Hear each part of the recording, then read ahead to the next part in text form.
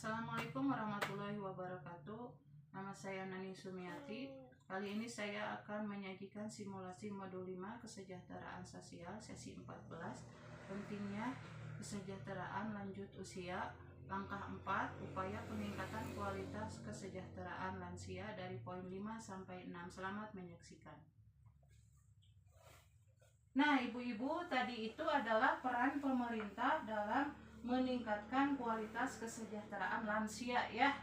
Tapi pemerintah juga di sini tidak bisa bekerja sendiri, harus ada atau harus didukung oleh peran-peran yang lainnya, yaitu dalam meningkatkan dan melindungi kesejahteraan lansia diperlukan peran serta aktif dari keluarga dan juga masyarakat. Nih, di sini Bu, saya punya pertanyaan. Bagaimana cara atau upaya dari keluarga yang dapat dilakukan untuk meningkatkan kualitas kesejahteraan lansia? Coba siapa? Saya Bu. Silakan Ibu Uni. Memberikan makanan sehat pada lansia. Terima kasih Ibu Uni. Tadi kata Bu Uni memberikan makanan, menyediakan makanan untuk lansia. Selanjutnya siapa lagi? Saya Bu. Silakan Ibu Deti. Menyediakan pakaian bersih. Terima kasih Ibu Deti. Katanya menyediakan pakaian bersih. Kalau kita punya lansia di keluarga ya, kita harus menyediakan pakaian yang bersih. Selanjutnya siapa? Saya Bu. Silakan Ibu Sisil. Mengingatkan beribadah. Nah, itu terima kasih ya Ibu Sisil ya. Kata Bu Sisil, keluarga itu harus mengingatkan lansia untuk selalu beribadah. Selanjutnya pertanyaan kedua, apa sih atau apa yang dapat dilakukan masyarakat untuk meningkatkan kualitas kesejahteraan lansia? Coba siapa? Saya Bu. Silakan Ibu Susanti. Mengajak musyawarah antar RT. Oh iya, terima kasih Ibu Susanti. Tadi katanya harus selalu mengajak atau sekali-kali lah gitu ya, mengajak lansia untuk bermusyawarah ya ketika ada musyawarah di tingkat RT gitu. Selanjutnya Saya Bu. silakan Ibu Nisa ya. Silakan. Mengajak gotong royong. Nah, terima kasih Ibu Nisa. Jadi kalau di lingkungan masyarakat ada lansia, kita juga harus mengajak kegiatan gotong royong walaupun memberikan pekerjaan yang ringan gitu ya. Selanjutnya satu lagi siapa yang mau? Saya Bu. Silakan Ibu Siti. Mengajak lansia senam. Oh iya, terima kasih Ibu Siti. Nah, itu seperti tadi mengajak lansia untuk senam seperti yang telah dilakukan tadi ya. Senamnya senam khusus untuk lansia. Nah, untuk lebih jelasnya bagaimana atau seperti apa peran aktif keluarga untuk meningkatkan kesejahteraan lansia, di sini saya punya flip chart 9 ibu-ibu. Kalau di buku pintar itu di halaman 22 ibu-ibu. Silakan buka halaman 22. Ini adalah peran aktif keluarga terhadap lansia. Sudah ketemu ibu-ibu? Ada. Nah, ya silakan siapa yang mau membantu membacakannya dari poin 1 sampai 3. Saya Bu. Silakan Ibu nih. Yuk peduli pada lansia. 1. Menyediakan makanan sehat termasuk mengingatkan untuk makan. 2. Memperhatikan kesehatannya termasuk mengantarkannya ke puskesmas atau rumah sakit atau kamar yang layak. 3. Mengingatkan untuk beribadah. Terima kasih Ibu Uni sudah bersedia membacakan. Yang pertama, menyediakan makanan sehat ya, termasuk mengingatkannya untuk makan. Jadi kewajiban keluarga kalau kita punya orang tua yang sudah lansia ya, kita harus senantiasa menyajikan atau menyediakan makanannya. Tetapi jangan lupa kita juga harus selalu mengingatkan untuk dimakan, karena biasanya orang tua kan daya ingatnya sudah menurun. Kalau kita tidak sering mengingatkan, walaupun kita menyediakan makanan, kalau tidak diingatkan biasanya jarang disentuh atau jarang dimakan gitu. Terus memperhatikan kesehatannya, termasuk mengantarnya ke puskesmas, rumah sakit, atau kamar yang layak. Nah, di sini kalau kita punya lansia ya, sakit, kita harus segera mengantar atau membawanya ke puskesmas atau ke rumah sakit. Yang paling sederhananya kita harus selalu membersihkan keadaan kamarnya untuk menjaga kesehatannya ya ibu-ibu ya.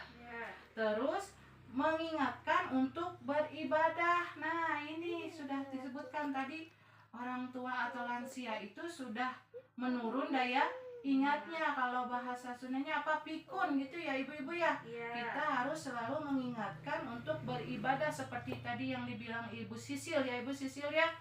Kita harus selalu mengingatkan, sering mengingatkan kalau sudah tiba waktunya untuk ibadah, ingatkan bahwa ini sudah waktunya. Terus selanjutnya siapa lagi yang mau membacakan? Saya, Bu. Silakan Ibu Sisil. Poin 4, memberikan kesempatan untuk berolahraga ringan termasuk menemaninya berjalan pagi. Nomor 5, menyediakan pakaian yang pantas dan bersih. Nomor 6, menjadi pendengar yang baik. Iya, terima kasih Ibu Sisil telah bersedia membacakan. Selanjutnya ya, poin keempat, memberikan kesempatan untuk berolahraga ringan termasuk menemaninya berjalan pagi. Jadi kita harus meluangkan atau memberikan kesempatan kepada lansia itu, jangan dibiarkan duduk saja, diam saja di rumah atau di kamar ya.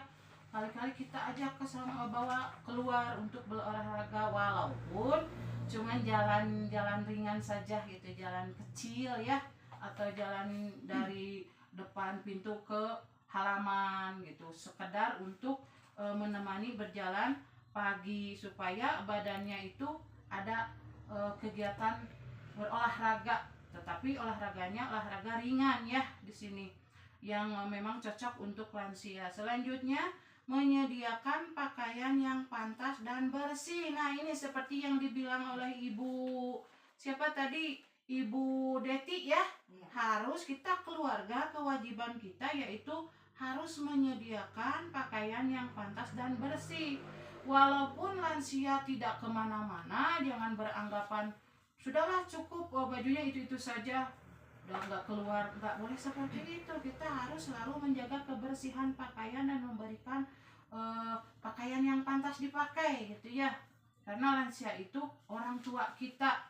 Selanjutnya, menjadi pendengar yang baik. Nah, kita sebagai keluarga lansia harus bersedia, harus mau menjadi pendengar yang baik dan juga aktif. Maksudnya aktif di sini kita mendengarkan cerita lansia, kita juga harus memberi tanggapan. Jangan lansianya bicara kita hanya bilang gitu ya, walaupun kita mendengarkan. Jadi jadilah pendengar yang baik dan juga aktif. Itu selanjutnya siapa lagi?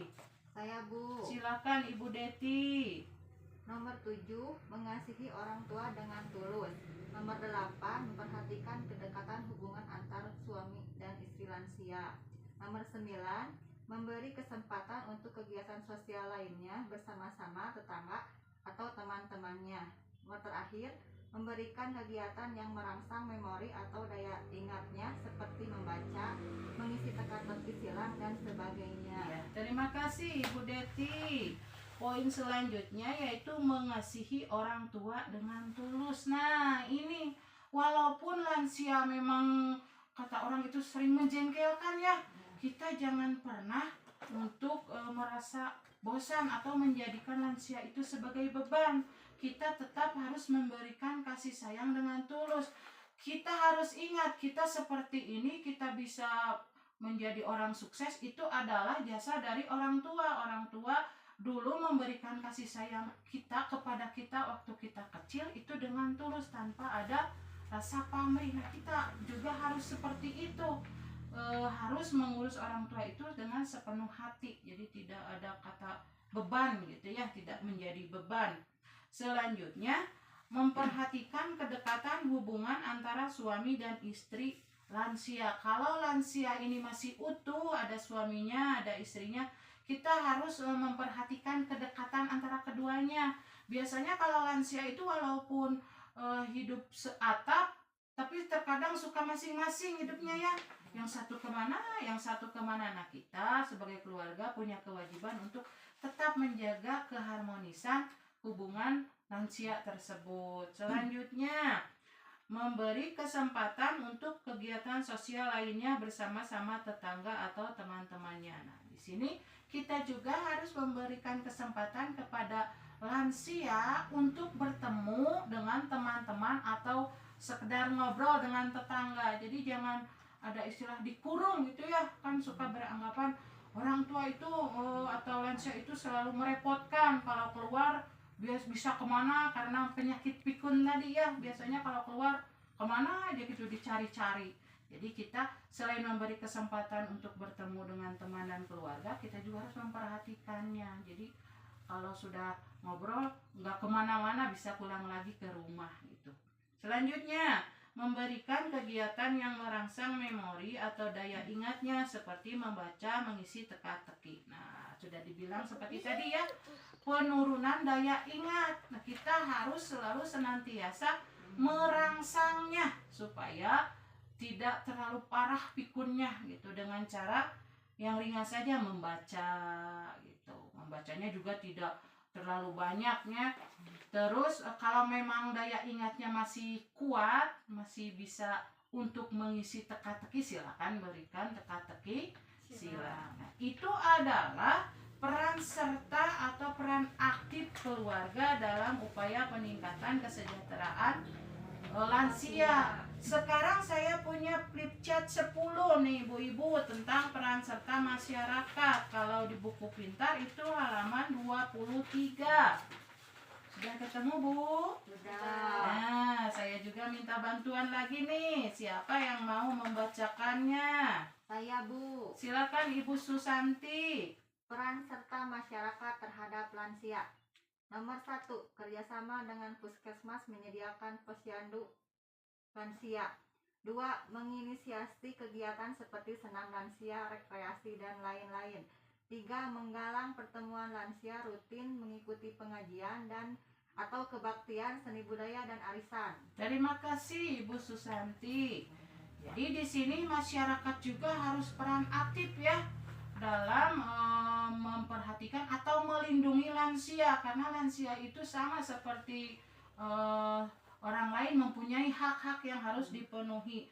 Nah, salah satu peran aktif masyarakat yaitu harus kerjasama dengan puskesmas untuk menyediakan posyandu lansia. Jadi harus ada layanan khusus untuk lansia, yaitu dengan diadakannya posbindu atau poswindu biasanya ya. Terus menginisiasi kegiatan seperti senam lansia atau rekreasi dan lain-lain. Menginisiasi ini mengenalkan ya ibu-ibu ya, mengenalkan kegiatan seperti senam lansia tadi no ibu-ibu itu, sampai kita juga ngos-ngosan ya, senam lansia. Terus rekreasinya cukup kita jalan-jalan saja, melihat pemandangan, terus menghirup udara segar gitu, dan juga lain-lain. Selanjutnya, menggalang pertemuan lansia rutin, mengikuti pengajian, kebaktian, seni budaya atau arisan. Jadi masyarakat tidak tinggal diam. Masyarakat mengupayakan, mendukung atau menyokong mengadakan pertemuan lansia secara rutin. Contohnya untuk mengikuti pengajian, kebaktian, seni budaya ataupun arisan, dengan harapan lansia itu dapat bertemu dengan teman-temannya gitu.